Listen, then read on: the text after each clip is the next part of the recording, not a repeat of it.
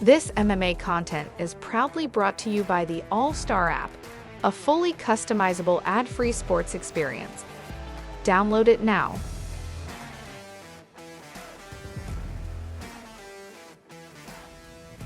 April 30th, you're going to return to the Octagon against Darren Elkins. Probably a name that anybody in that division gets on a contract, they're going to step into the cage against him, even though he's a Yeah, huge pretty threat, much, right? right? Yeah, He's fought anybody. everyone. He's fought everyone, man. And he's he's a comeback kid. He just, there's no quitting him. He's got a skill set that he's very good at. Guys, I feel underestimate him a lot, and that's one of the biggest price mistakes you can make because Darren's not a guy to take lightly. Just 'cause he's not maybe the cleanest guy doesn't mean he's not very good at what he does, and he's not very mentally tough. Like the guy's fought the who's who, and he's beaten some very high level guys. So very serious opponent that I'm not looking past in any way. When you're facing a guy like him where he takes a lot of damage but just continues to come and continue, what's the mentality heading into this fight? Don't get excited. Look for the finish, like a really thinking decision. I'd love to get the finish, but looking for the finish is how he wins. Guys are like, oh, they hurt him because everyone hurts him, right? And then they get excited and they empty the tank, and he eats it and he comes back and makes him pay. So just not getting excited. If I see him hurt, see an opportunity, just take my time, just keep picking him apart and look to literally win every second of the fight.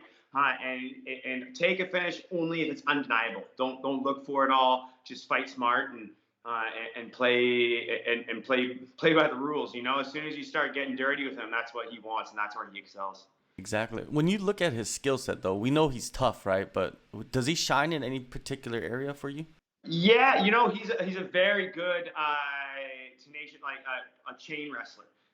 Once he's always the same kind of chain of takedowns, but he's very good. If you deny one thing, he goes to the next thing. You deny that thing, he goes to the next thing, and he'll keep going. When you think you've defended something, he won't stop. He'll keep going. And there's a lot of times when you'll think you shut something down against most people because they kind of feel like it's not there and they let go. So you get used to that. Not Darren.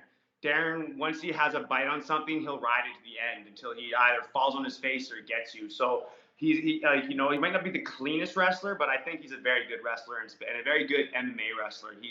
He's got a very particular series that he does well, and if you underaddress any one point of it, then he'll capitalize. He'll get you down, and then when he's on top, he's a son of a bitch. Yeah, and I've heard he's got a squeeze like none other. I've heard from other people that lots of guys have trained at Alpha Male over the years, and they're like, dude, he's a lot stronger than he looks. And when he gets a hold of something, he squeezes, and he'll just keep squeezing. So not letting him get a hold of your neck in any ways is very important. I think people that watch the sport, they should go to like these conventions where fighters are and just allow them to squeeze them one time. Not even the guys that are known for their squeeze, just regular, guys that fight. Yeah, exactly. Yeah. And it's like, man, I know how hard I squeeze, and I bet you and I know there's guys that squeeze way harder than me, and it's like there's levels because I get like a big strong guy, the CrossFit guy that lifts weights. I teach him how to do a rear naked choke, and I stick my chin in, and like he can't do anything. There's no chance he can choke me. He can't crush my jaw. When there's 150-pound black belts that they get a hold of your jaw, your chin, they will break your jaw with just their squeeze, and it is scary how strong some of these guys can bite in with their biceps and forearms. And it's not even just some guys, the head and arm chokes, not talking like a head and arm triangle, but like Darcy's anacondas, arming guillotines, and their series of them are so nasty and so tight, because it chokes and crushes brings your whole shoulder to your neck, and it starts to break your neck in half.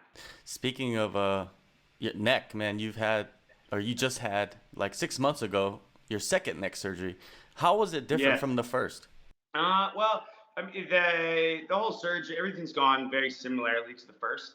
The difference here was I got this operation a little faster when it was needed. Last time I really tried to improve on my own, and it was an extra 4 or 5 months of almost losses, in the fact that I lost a lot of strength and fitness and time trying to overcome it on my own. But this time it was, from the point I knew I needed it, 5 weeks, and I was on the table, so I got it a lot faster. So I feel like maybe I I didn't lose quite as much, but everything is very similar. It was a different level. But the disc was already very severely damaged. We knew from before this. I was in a car accident, and then I had 2 discs that were damaged. We fixed the one that was giving me immediately really bad symptoms.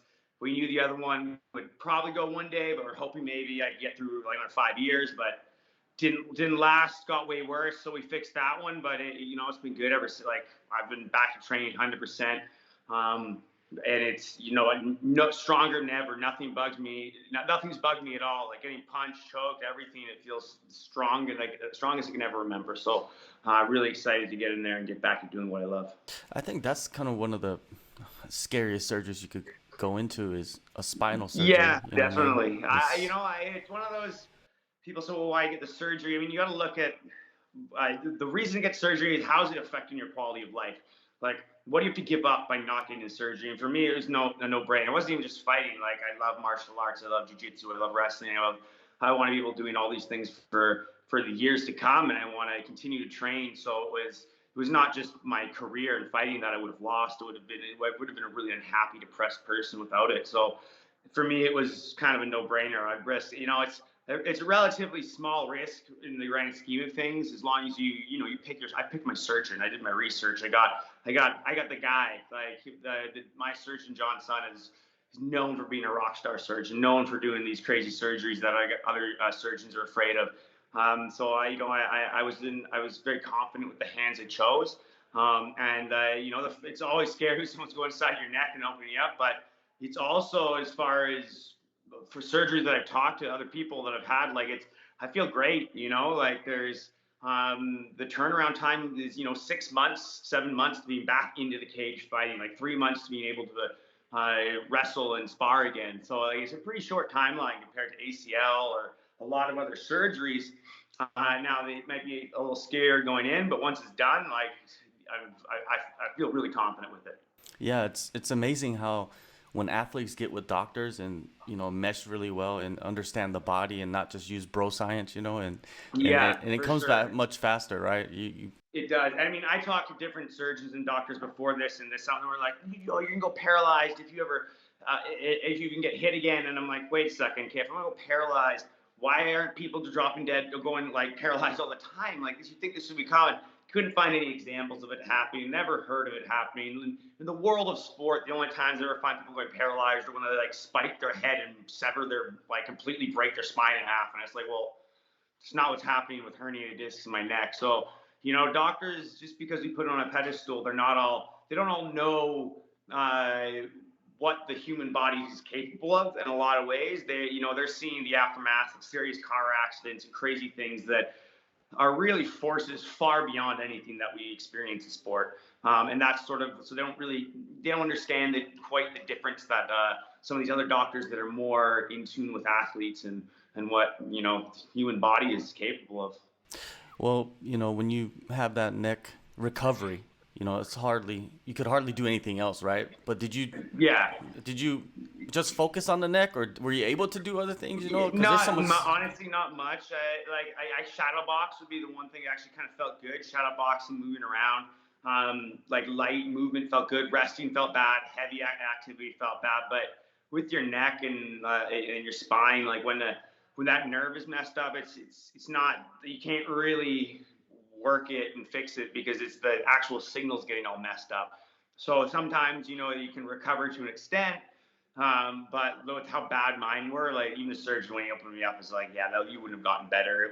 My arm would have just atrophied. And some people, like talking to some of the nurses, they're like, some people avoid like that absolutely need surgery. We're like 100% will avoid it so long and they'll come. Their whole arm will be a shrunken little thing because what happens is the signal feeding the muscle is interrupted, and so the muscle stops getting stimulated. And what happens if you don't use the muscles? It atrophies, it wastes away, and so you're literally, and even like with gentle movement around, like the amount of stimulation our muscles get to maintain what we have, it doesn't take a lot, but as soon as that is just completely blocked, it very quickly starts to wither and atrophy. It's almost like if you have like any kind of like a knee surgery or something, like a simple knee surgery, like that muscle atrophies so quickly just from like being on a crutch for a week or two because you're not using it at all. And that's what begins to happen. And the longer you wait, the harder it is to recover from. And of course, you got back into training, got back to 100%. You go into training camp.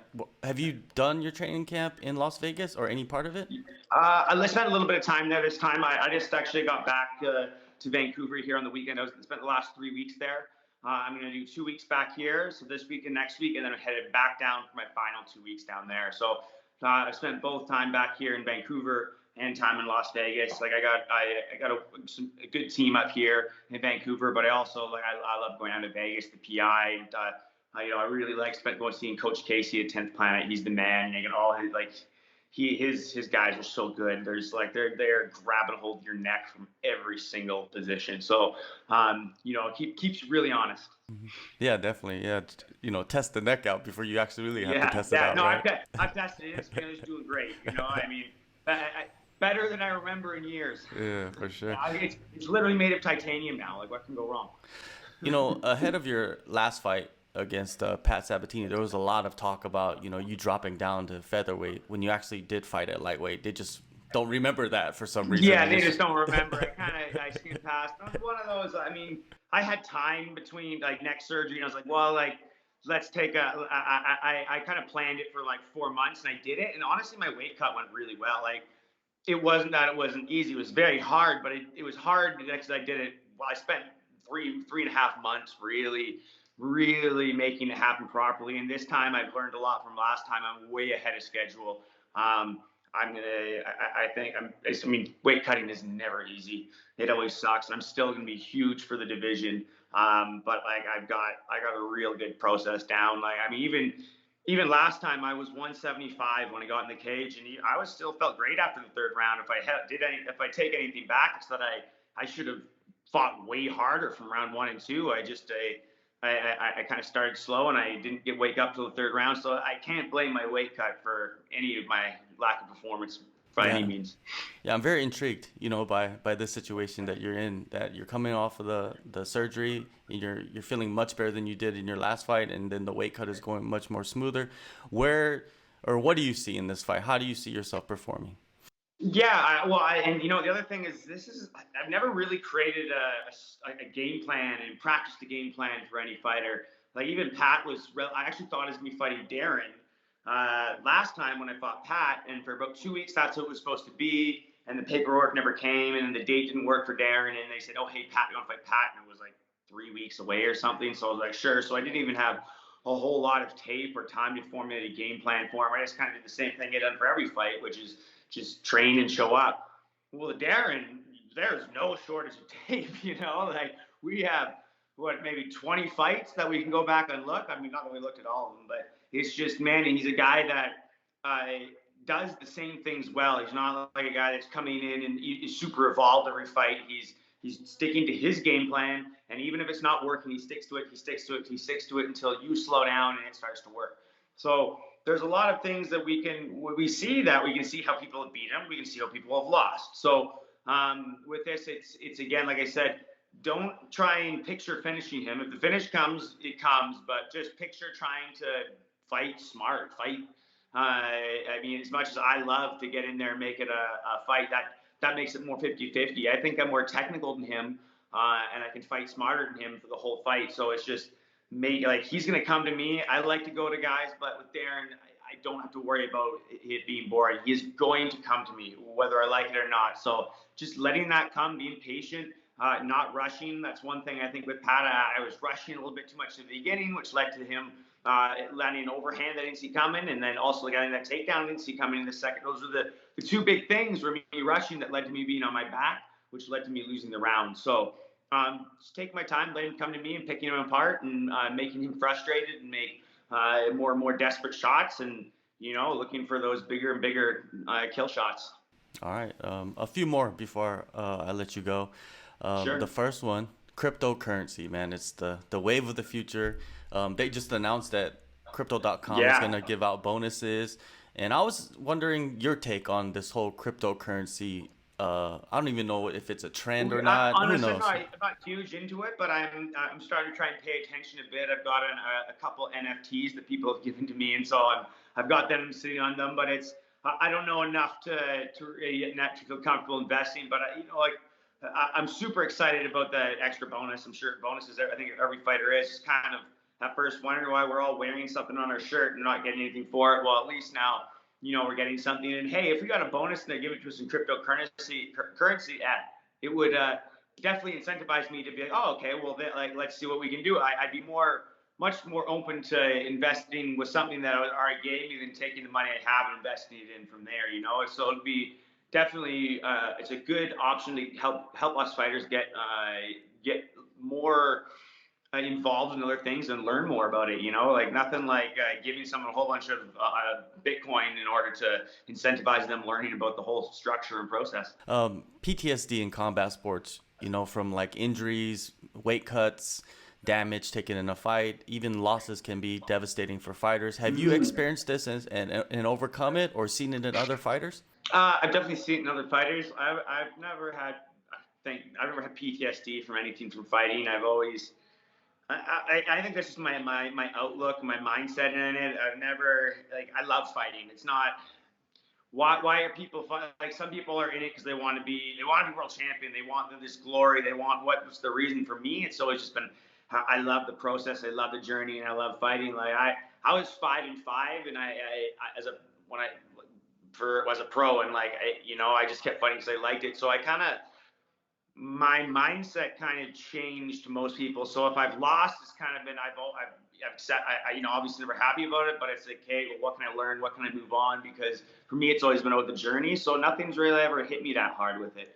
But I have gone through mental struggles. Definitely, even like this last neck surgery, it was really hard. I also like the painkillers I was on, coming off them, I went through a withdrawal, and I can see now, having gone through mental struggles, regardless of what caused it's terrible, man. It's something that does need to be talked about more, because it's amazing how you can fixate so heavily on things that really don't matter, and you can't shake them no matter what. And it's not necessary. It's a chemical thing, man. Trying to reason your way out of it doesn't work. So I do also believe, though, that lots of things in life are going to cause this, and it's about you accepting that you can't necessarily control everything on your own, and looking for help. And whether it comes from fighting or anything else, it's something that we need to learn how to handle better. Last one here. I'm on a journey right now, a 6-month journey, and I'm embedded with a fight team, and I'm going to train and then take a MMA fight at the end of the 6 months, right? So what advice can you give me? Do you have any experience before going into this? Let's say I just want a little bit. No MMA experience. I have a few years of jiu-jitsu, blue belt level. Nice, okay. Wrestled when I was young, but I don't think that really matters at all. Okay. So then but you know what? Those things will go a long way. So you have a grappling base. You're going to believe in that. You want to fucking get in just fitness. Like, obviously you're going to learn things and learn techniques, but you only got 6 months. So don't get too worried about not knowing. Be like, oh, I don't know enough.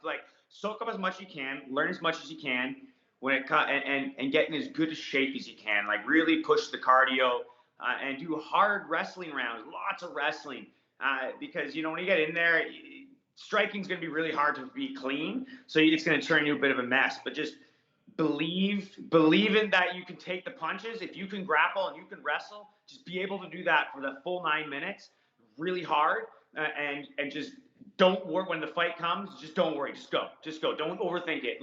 Even if you do the wrong thing, just keep going. What kills most people is they go, okay, well, I'm not going to know this, I'm not going to know that. And then before you know it, they were on their back and worried. Just go, man. Just train hard, be in good shape. And then when the fight comes, just believe in yourself. And if you believe in yourself and you're going to lose, whatever. But you'll probably surprise yourself, because most guys, especially early on, the reason they lose fights is because they quit. They mentally quit because the other guy's not stopping, even if they're better. Just don't stop and fight that full 9 minutes. It's your best bet. All right, I appreciate that, man. Anyways, April 30th, UFC Fight Night, Las Vegas. Tristan, thank you so much for the time, man. Appreciate it. Good luck on the rest of the camp, and all the best in the fight. Yeah, thank you very much. We'll talk again soon.